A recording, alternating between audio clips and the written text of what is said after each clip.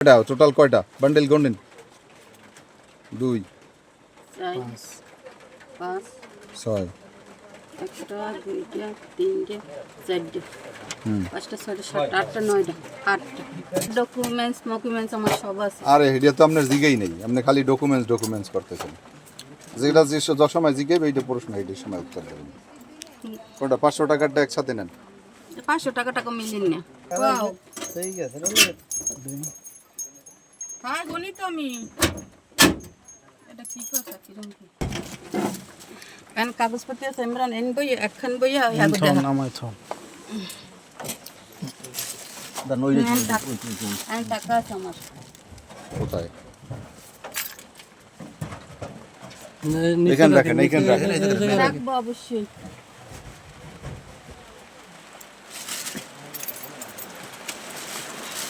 আরো আছে না উনি দেখো এই থেকে কাগজপত্র দলিল কাগজপত্র স্ট্যাম্প আরো আছে, আরো ওইটা খোলা লাগবে। ওটা খোলা লাগবে, ওখানে আমার জিনিসপাতি আছে। এখন আপনারা খোলেন, যেহেতু আপনারা তো না আমরা খুলবেন, আপনি দেখাইতে বাধ্য। এনে গুনমু একটা গুনই কত আছে আপনি কোন খুঁজছেন তো আপনার টাকা হ্যাঁ কত দিছেন এনে এনে 10.5 লাখ টাকার মতো ব্যাংকে মত না শিওর হইতে হইবে 10.5 লাখের একটু কম হইতে পারে, বেশি হইতে পারে। আর এখানে আমার জিনিসপাতি আছে, আমরা সাইড করেন। বাংলা কিউআর, যেখানে নগদ পেমেন্ট সেখানে।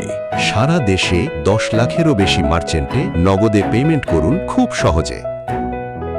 করে যদি আমরা জিজ্ঞাসাবাদ করতে পারি এবং করবার পরে ইব্রাহিমের যারা অ্যাসোসিয়েট আছে, এই সংঘবদ্ধ চক্রের যারা সদস্য, তাদেরকে আমরা গ্রেপ্তার করলে আমরা অনেক কিছু পেতে পারি। অর্থাৎ এই সংঘবদ্ধ চক্র যখন আপনার ছিনতাই করে অথবা চুরি করে, তখন যদি কেউ শক্তভাবে বাধা দেয়, যিনি ক্ষতিগ্রস্ত ভিকটিম, তখন কিন্তু তারা খুন করতেও দ্বিধা করে না।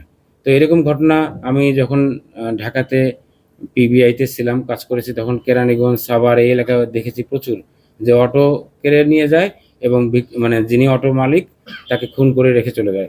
তো আমি শুরুতেই বলেছিলাম যে আমাদের পাথরঘাটার এরকম একটি ঘটনা আছে। তো আমরা যদি এই সংঘবদ্ধ চক্র পুরো চক্রকে আমাদের আইনের আওতায় আনতে পারি, জিজ্ঞাসাবাদ করতে পারি, তাহলে পিছনে হয়তো অনেক রহস্য বেরিয়ে আসবে।